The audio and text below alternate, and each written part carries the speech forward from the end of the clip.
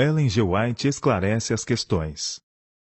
Manuscrito geral redigido em 1890, por ocasião dos congressos ministeriais em Battle Creek, arquivado como manuscrito 36, 1890, e publicado na Review and Herald em 24 de fevereiro e 3 de março de 1977. Esta importantíssima declaração elucidativa constitui uma introdução apropriada para as 18 apresentações que vêm em seguida, dispostas em sequência cronológica. Disse o apóstolo Paulo: Não sabeis que os injustos não herdarão o reino de Deus?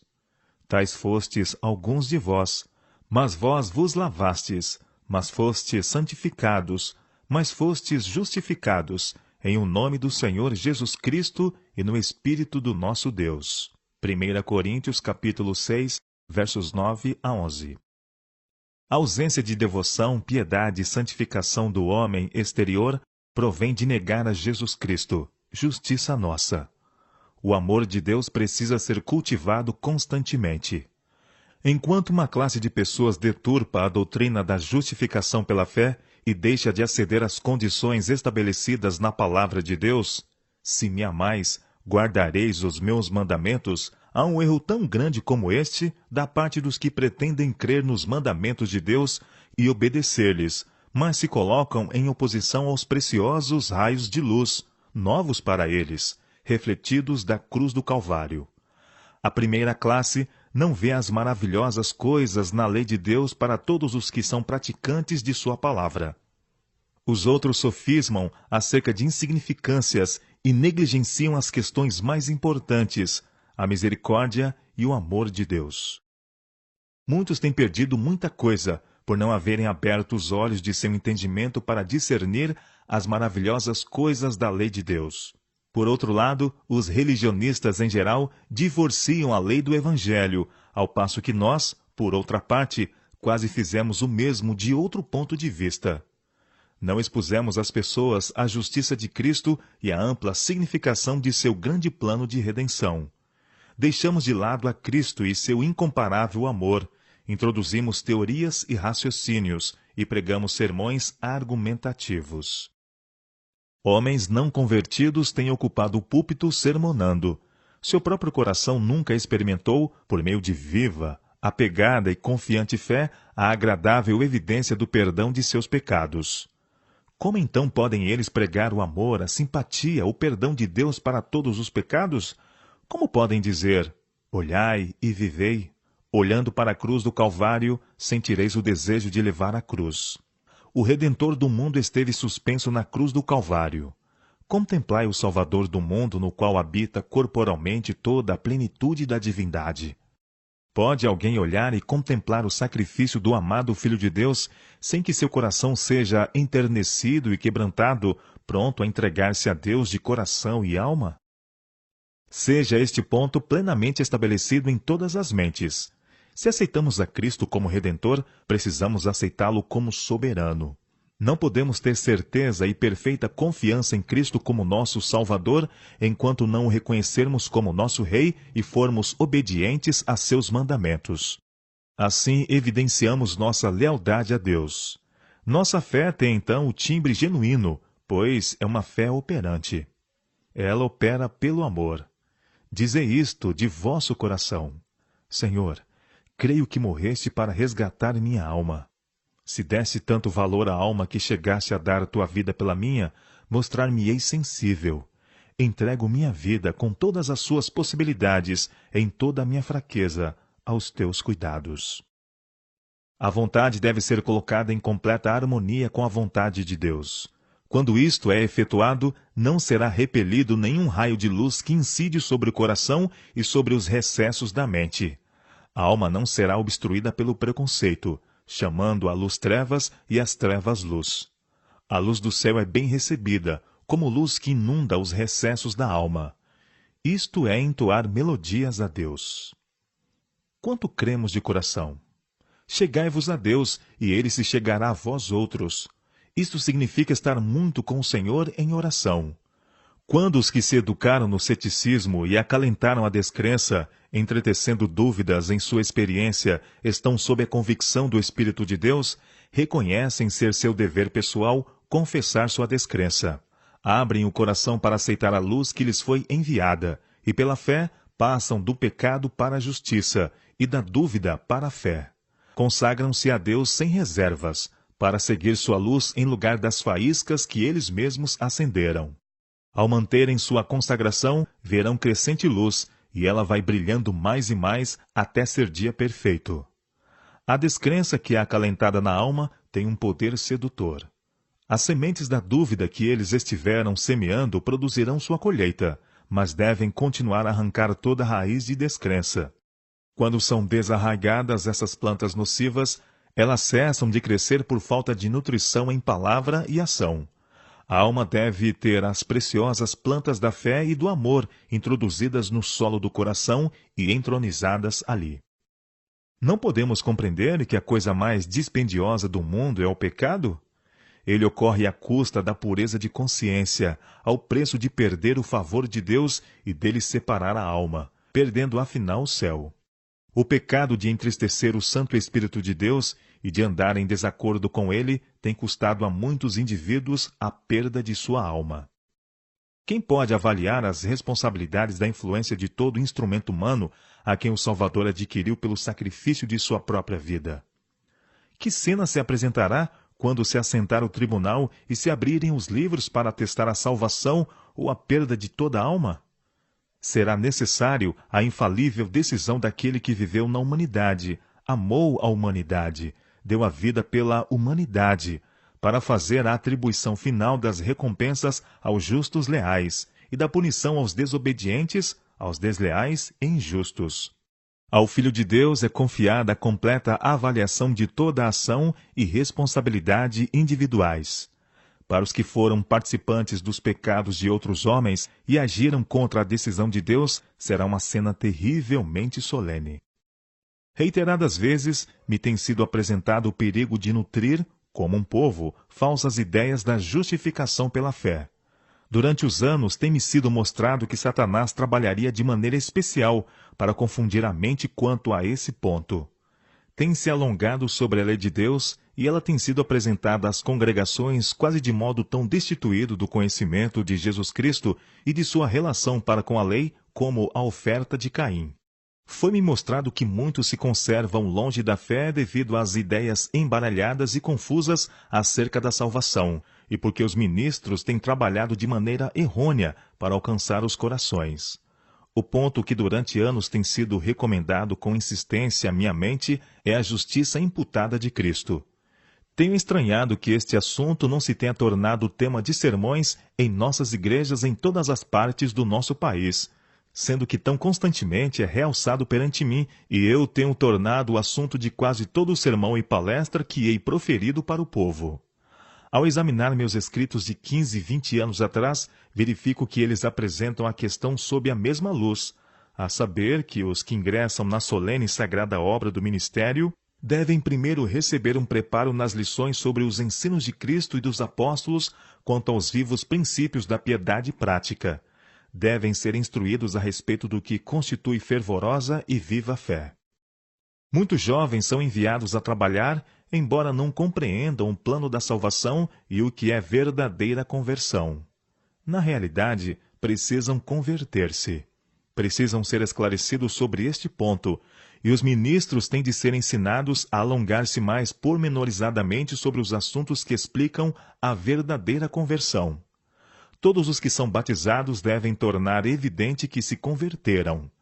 Não há um ponto que necessite ser realçado com mais diligência, repetido com mais frequência, ou estabelecido com mais firmeza na mente de todos, do que a impossibilidade de o homem caído merecer alguma coisa por suas próprias e melhores obras.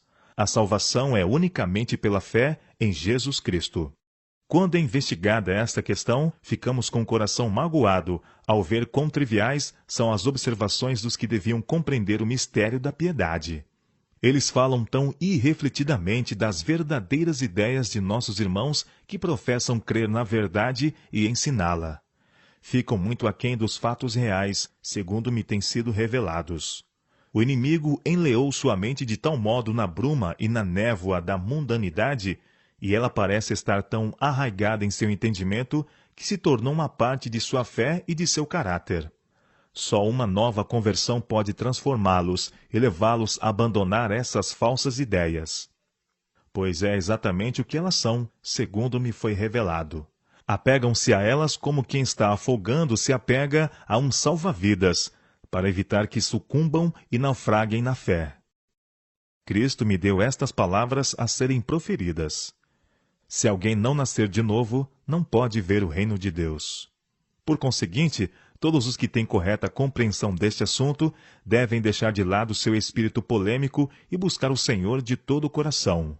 Então acharão a Cristo e poderão dar um caráter distinto à sua experiência religiosa. Devem manter este assunto, a simplicidade da verdadeira piedade, distintamente perante as pessoas em todo o sermão. Isto impressionará o coração de toda a alma faminta e sedenta, que almeja desfrutar a segurança de esperança e fé e de perfeita confiança em Deus por meio de nosso Senhor Jesus Cristo. Torne-se distinto e claro o assunto de que não é possível efetuar coisa alguma em nossa posição diante de Deus ou no dom de Deus para nós por meio do mérito de seres criados. Se a fé e as obras adquirissem o dom da salvação para alguém, o Criador estaria em obrigação para com a criatura. Eis aqui uma oportunidade para a falsidade ser aceita como verdade. Se alguém pode merecer a salvação por alguma coisa que ele faça, encontra-se, então, na mesma posição que os católicos para fazer penitência por seus pecados. A salvação, nesse caso, consiste, em parte, numa dívida que pode ser ganha como salário. Se o homem não pode, por qualquer de suas boas obras, merecer a salvação, então ela tem de ser inteiramente pela graça, recebida pelo homem como pecador, porque ele aceita Jesus e crê nele. Ela é inteiramente um dom gratuito. A justificação pela fé está fora de controvérsia, e toda essa discussão estará terminada logo que seja estabelecida a questão de que os méritos do homem caído, em suas boas obras, jamais poderão obter a vida eterna para ele. A luz que me foi dada por Deus coloca este importante assunto acima de qualquer dúvida em minha mente. A justificação é inteiramente de graça, não sendo obtida por nenhuma obra que o homem caído possa efetuar. Em linhas claras foi-me apresentado o assunto de que se o rico possui dinheiro e propriedades e faz uma oferta dos mesmos ao Senhor, surgem falsas ideias para arruinar a oferta com o pensamento de que ele mereceu o favor de Deus e de que o Senhor está sob a obrigação para com ele de considerá-lo com especial favor por causa dessa dádiva. Tem havido muito pouca instrução em linhas claras sobre este ponto. O Senhor emprestou ao homem em custódia os seus próprios bens, meios que ele requer sejam devolvidos a ele quando sua providência o indicar e a edificação de sua causa o exigir. O Senhor deu o intelecto. Ele deu a saúde e a habilidade de obter lucros terrenos. Criou as coisas da terra. Manifesta seu poder divino para desenvolver todas as suas riquezas. Elas são os frutos provenientes de sua própria lavoura. Ele deu o sol, as nuvens, as pancadas de chuva, para fazer com que a vegetação floresça. Como servos empregados por Deus, colheste sua messe, a fim de usar de maneira econômica o que vossa necessidade requeriam e deixar o restante à disposição de Deus. Podeis dizer com Davi: porque tudo vem de ti, e das tuas mãos tu damos. 1 Crônicas, capítulo 29, verso 14. Assim, a satisfação do mérito da criatura não pode consistir em restituir ao Senhor o que lhe pertence, pois isto sempre foi sua própria propriedade a ser usada como ele, em sua providência, determinar. Pela rebelião e apostasia, o homem perdeu o favor de Deus. Não os seus direitos, pois ele só teria valor se fosse revestido do amado Filho de Deus. Este ponto precisa ser compreendido. Ele perdeu os privilégios que Deus, em sua misericórdia, lhe concedera como dom gratuito, como tesouro em custódia, a ser usado para promover sua causa e sua glória, e para favorecer os seres criados por ele. No momento em que a obra das mãos de Deus recusou obedecer às leis do reino de Deus, Neste próprio instante, ele se tornou desleal ao governo de Deus e se fez inteiramente indigno de todas as bênçãos com as quais Deus o havia favorecido. Esta foi a posição da raça humana depois que o homem se divorciou de Deus pela transgressão. Então, ele não tinha mais direito a uma inspiração de ar, a um raio da luz do sol ou a uma partícula de alimento.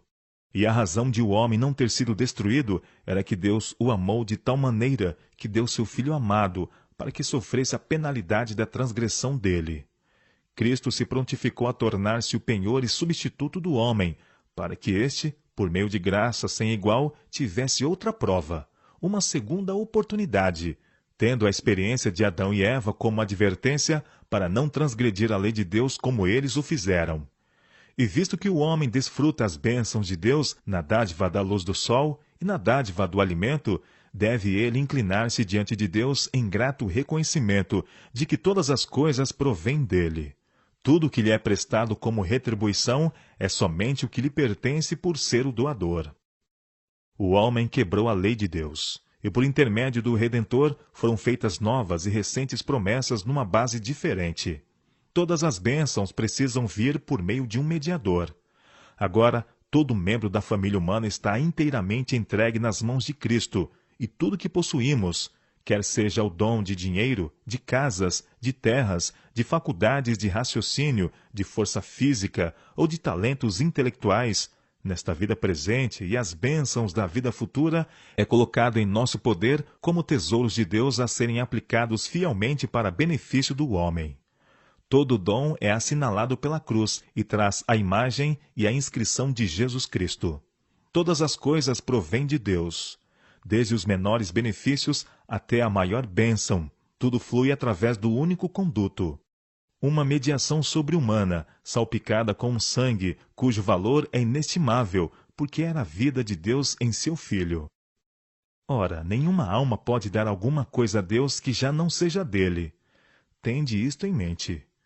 Tudo vem de ti, e das tuas mãos te damos. 1 Crônicas, capítulo 29, verso 14. Deve ser mantido diante do povo, aonde quer que formos, que não possuímos nada, nem podemos oferecer coisa alguma, em valor, em obra, em fé, que primeiro não tenhamos recebido de Deus e sobre que ele não possa colocar a mão em qualquer tempo e dizer: eles são meus, dons, bênçãos e talentos que eu vos confiei, não para vos enriquecerdes, mas para sábio desenvolvimento em benefício do mundo. A criação pertence a Deus. Se abandonasse o homem, o Senhor poderia deter-lhe imediatamente a respiração. Tudo que ele é e tudo que ele possui pertence a Deus. O mundo inteiro é de Deus. A casa dos homens, suas aquisições pessoais, tudo que é valioso ou brilhante é a própria dotação de Deus. Tudo isto é sua dádiva para ser devolvida a Deus para ajudar a cultivar o coração humano. As ofertas mais esplêndidas podem ser colocadas sobre o altar de Deus, e os homens enaltecerão, exaltarão e louvarão o doador por sua liberalidade. Em que? Tudo vem de ti, e das tuas mãos tu damos. 1 Crônicas, capítulo 29, verso 14. Nenhuma obra do homem pode fazer com que mereça o amor perdoador de Deus. Mas o amor de Deus, imbuindo a alma, o levará a efetuar as coisas que sempre foram requeridas por Deus e que o homem deve realizar com prazer. Ele só efetuou o que o dever sempre requereu dele. Os anjos de Deus no céu que nunca caíram fazem continuamente a sua vontade. Em tudo o que eles fazem no seu laborioso encargo de misericórdia para nosso mundo, amparando, guiando e guardando a obra das mãos de Deus através dos séculos, tanto os justos como os injustos, eles podem dizer verdadeiramente: tudo é teu, das tuas mãos tu damos. Oxalá a imaginação pudesse compreendê-lo e demorar-se sobre o esplêndido e glorioso serviço dos anjos de Deus e dos conflitos em que se empenham em favor dos homens, para os proteger, guiar e conquistar, e para desviá-los das ciladas de Satanás. Quão diferente seria a conduta e o sentimento religioso! Poderão ser travadas discussões por seres humanos que defendem ardorosamente o mérito das criaturas e por todo o homem que luta pela supremacia, mas eles simplesmente não sabem que durante todo esse tempo, em princípio e caráter, estão deturpando a verdade como ela é em Jesus. Encontram-se num nevoeiro de perplexidade. Necessitam do divino amor de Deus, que é representado pelo ouro provado no fogo. Necessitam das vestiduras brancas do puro caráter de Cristo. E necessitam também do colírio celestial, para que possam discernir com assombro a completa desvalia do mérito das criaturas para ganhar a recompensa da vida eterna. Pode haver fervorosa labuta e intensa afeição, elevada e nobre consecução intelectual, amplitude de compreensão e a maior humilhação, que sejam depositados aos pés de nosso Redentor. Mas não há nisso nem um pouquinho mais do que a graça e o talento originalmente dados por Deus. Não deve ser dado nada menos do que ordena o dever, mas não se pode dar nada mais do que se recebeu a princípio, e tudo precisa ser colocado sobre o fogo da justiça de Cristo, a fim de que seja purificado de seu odor terreno, antes que acenda numa nuvem de fragrante incenso ao grande Jeová e seja aceito como aroma suave. Pergunto: como posso apresentar este assunto assim como é? O Senhor Jesus comunica todo o poder, toda a graça, toda a penitência, toda a inclinação, todo o perdão dos pecados, ao apresentar sua justiça para que o homem dela se apodere por meio de fé viva, a qual também é o dom de Deus.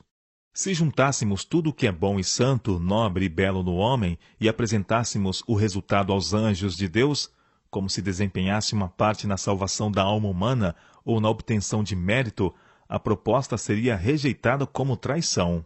Encontrando-se na presença de seu Criador e contemplando a glória insuperável que envolve sua pessoa, eles consideram o Cordeiro de Deus, dado desde a fundação do mundo, a uma vida de humilhação, a ser rejeitado por homens pecaminosos e a ser desprezado e crucificado.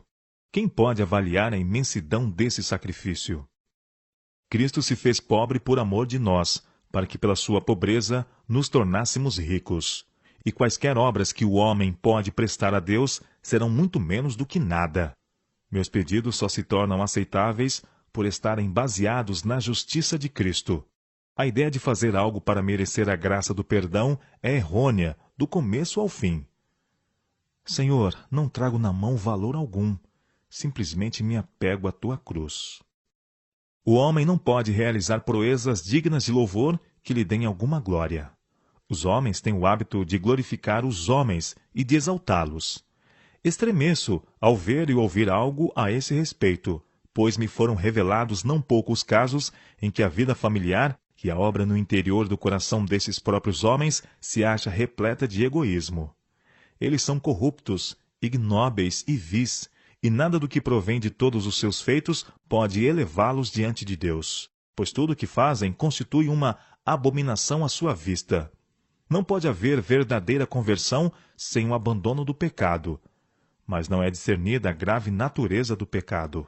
Com uma agudeza de percepção jamais atingida pela vista humana, anjos de Deus discernem que seres tolhidos por influências corruptoras, com a alma e mãos impuras, estão decidindo seu destino para a eternidade. E, no entanto, muitos têm pouca compreensão do que constitui pecado e qual é o remédio.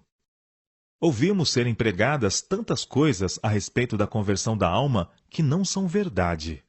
Os homens são ensinados a pensar que se alguém se arrepende, será perdoado, supondo que o arrependimento é o caminho e a porta para o céu. Que há no arrependimento certo valor garantido que compre o perdão para ele. Pode o homem arrepender-se por si mesmo? Não mais do que pode perdoar a si próprio. Lágrimas, suspiros, resoluções, tudo isto constitui apenas o apropriado exercício das faculdades que Deus concedeu ao homem, e o ato de afastar-se do pecado na regeneração de uma vida que é de Deus. Onde está o mérito do homem para ganhar sua salvação ou para colocar diante de Deus algo que seja valioso e excelente? Pode uma oferta de dinheiro, casas, terras, colocar-vos na lista do merecimento? Impossível. Há o perigo de considerar que a justificação pela fé concede algum mérito à fé. Quando aceitamos a justiça de Cristo como um dom gratuito, somos justificados gratuitamente por meio da redenção de Cristo. Que é fé? A certeza de coisas que se esperam, a convicção de fatos que se não veem. Hebreus capítulo 11, verso 11. É uma anuência do entendimento às palavras de Deus que prende o coração em voluntária consagração e serviço a Deus, o qual deu o entendimento, o qual enterneceu o coração, o qual primeiro levou a mente a contemplar a Cristo na cruz do Calvário. Fé é entregar a Deus as faculdades intelectuais, submeter-lhe a mente e a vontade, e fazer de Cristo a única porta de entrada no reino dos céus.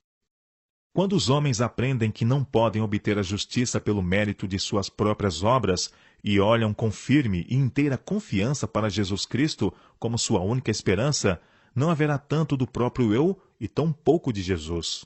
Almas e corpos são maculados e poluídos pelo pecado.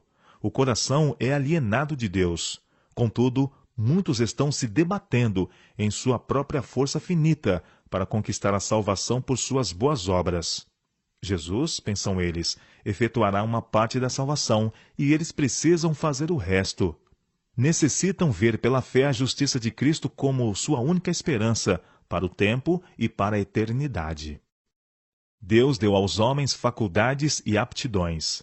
Deus trabalha e coopera com os dons que ele comunicou ao homem, e este, sendo participante da natureza divina e fazendo a obra de Cristo, pode ser um vencedor e ganhar a vida eterna. O Senhor não tenciona realizar a obra que ele concedeu ao homem poderes para efetuar. A parte do homem precisa ser realizada. Ele deve ser cooperador de Deus, unindo-se a Cristo e aprendendo de sua mansidão e de sua humildade. Deus é o poder que domina sobre tudo. Ele concede os dons. O homem os recebe e age com o poder da graça de Cristo como instrumento vivo. Lavoura de Deus, sois vós. 1 Coríntios capítulo 3, verso 9. O coração deve ser trabalhado, subjugado, arado, gradado e semeado, para que produza sua colheita a Deus em boas obras. Edifício de Deus sois vós. Não podeis edificar-vos a vós mesmos. Há um poder fora de vós mesmos que deve realizar a edificação da igreja, colocando tijolo sobre tijolo, sempre cooperando com as faculdades e aptidões por Deus concedidas ao homem. O Redentor deve encontrar um lar em seu edifício. Deus trabalha, e o homem trabalha. Precisa haver contínua apropriação dos dons de Deus, para que haja a mesma distribuição espontânea desses dons. É uma contínua recepção, e depois restituição. O Senhor determinou que a alma receba a nutrição dele, para que seja distribuída novamente na execução de seus propósitos. A fim de que haja uma efusão, deve haver uma infusão da divindade na humanidade. Habitarei e andarei entre eles. 2 Coríntios capítulo 6, verso 16. O templo da alma tem de ser sagrado, santo, puro e impoluto. Deve haver uma coparticipação em que todo o poder é de Deus e toda a glória pertence a Ele. A responsabilidade recai sobre nós. Precisamos receber em pensamentos e em sentimentos para dar em expressão. A lei da ação humana e divina torna o recebedor um cooperador de Deus. Ela conduz o homem onde ele, unido com a divindade, pode efetuar as obras de Deus. A humanidade se põe em contato com a humanidade. O poder divino e a atuação humana combinados serão um êxito total, pois a justiça de Cristo cumpre tudo. A razão por que tantos não conseguem ser obreiros bem-sucedidos é agirem como se Deus dependesse deles e terem de sugerir a Deus o que ele deve fazer com eles, em vez de confiarem no Senhor. Põem de lado o poder sobrenatural e deixam de realizar a obra sobrenatural. Confiam em todo o tempo em suas próprias faculdades humanas e nas de seus irmãos. São tacanhos em si mesmos e sempre estão julgando segundo a sua finita compreensão humana. Precisam de soerguimento, pois não têm poder do alto. Deus nos dá o corpo, vigor cerebral, tempo e oportunidade para trabalhar. Requer-se que todos sejam utilizados ao máximo. Unindo a humanidade com a divindade, podeis realizar uma obra tão duradoura como a eternidade. Quando os homens pensam que o Senhor cometeu um erro em seus casos individuais e determinam seu próprio trabalho, depararão com desapontamento. Pela graça sois salvos, mediante a fé, e isto não vem de vós, é dom de Deus. Efésios capítulo 2, verso 8. Aqui há verdade que desdobrará o assunto à vossa mente, se não há verdades aos raios de luz. A vida eterna é um dom infinito. Isto a coloca fora da possibilidade de ser ganha por nós, pois é infinita. Precisa ser forçosamente uma dádiva, e como tal tem de ser recebida pela fé, e oferecendo a Deus gratidão e louvor. Sólida fé não conduzirá ninguém ao fanatismo, nem a desempenhar o papel do servo indolente. É o fascinante poder de Satanás que leva os homens a olharem para si mesmos, em vez de olharem para Jesus. A justiça de Cristo deve ir à nossa frente, para que a glória do Senhor seja a nossa retaguarda. Se fazemos a vontade de Deus, podemos aceitar grandes bênçãos como generosa dádiva de Deus, mas não em virtude de algum mérito em nós. Este é sem valor.